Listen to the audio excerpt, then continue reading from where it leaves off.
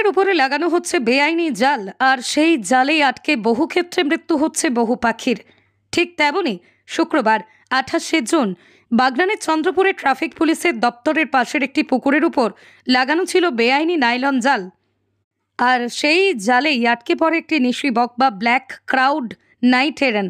এর রাস্তা দিয়ে যাওয়ার সময় সেই দৃশ্য দেখতে পায় হাওড়া জেলা যৌথ পরিবেশ মঞ্চের সদস্যরা সুমন্ত দাস ও চিত্রক প্রামাণিক। আর তা দেখা মাত্রই পুকুরে নেমে জাল কেটে বকটিকে উদ্ধার করে পরিবেশকর্মী সুমন্ত দাস। উদ্ধারের পর তারা দেখে বকটির পায়ে রয়েছে সামান্য আঘাত।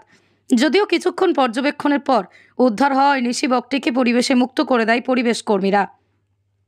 আর এই বক উদ্ধার প্রসঙ্গে পরিবেশকর্মী তথা বন্যপ্রাণ সংরক্ষণকারী চিত্রক প্রামাণিক বলেন, আগেকার দিনে পাখির সংখ্যা বেশি থাকলেও সেই সময় গাছ রক্ষায় পুকুরের উপর কেউ ব্যবহার করত না নাইলন জাল। বর্তমান দিনে এই নাইলন জাল মাঞ্জার ব্যবহার বেড়েছে বহুগুণ, কিন্তু এটা সম্পূর্ণ বেআইনি।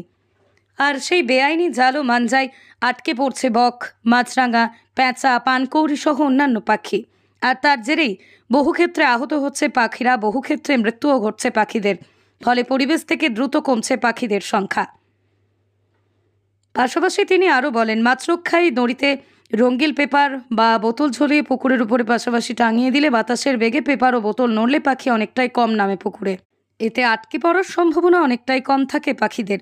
পাশাপাশি ঠিক থাকে মাছ চাষিদের মাছ। শুধু তাই নয়, তিনি আরও বলেন, স্থানীয় প্রশাসনের উচিত প্রতি এলাকায় পুকুরের উপরেই বেআইনি জাল ও মাঞ্জা খুলে দেওয়া, যারা লাগবে তাদের জরিমানা করা। আমরা এখন আছি চন্দ্রপুর, বাগনান চন্দ্রপুরে। আমরা স্নেক রেস্কিউ করা ফেরার সময় আমাদের হাইওয়ের ধার থেকে আমরা দেখতে পাই যে একটা এরকম বেআইনি জাল দেওয়া পুকুরে এরকম হচ্ছে একটি নাইট হেরন বা হচ্ছে তোমার নিশি বক এরকম আটকে থাকতে দেখি। তো আমরা হচ্ছে বন দপ্তর বা হচ্ছে প্রশাসনের কাছে দাবি রাখি যে এরকম বেআইনি পুকুরে জাল দেওয়াগুলো বন্ধ হোক, নাহলে এইসব বিলুপ্ত হয়ে যাচ্ছে এইসব পাখিগুলো। তো যেহেতু সুস্থ আছে, আমি আর চিত্রক ফেরার সময় দেখতে পাই, তো এখন যেহেতু সুস্থ আছে একে আবার তার মুক্তি করে দিচ্ছি,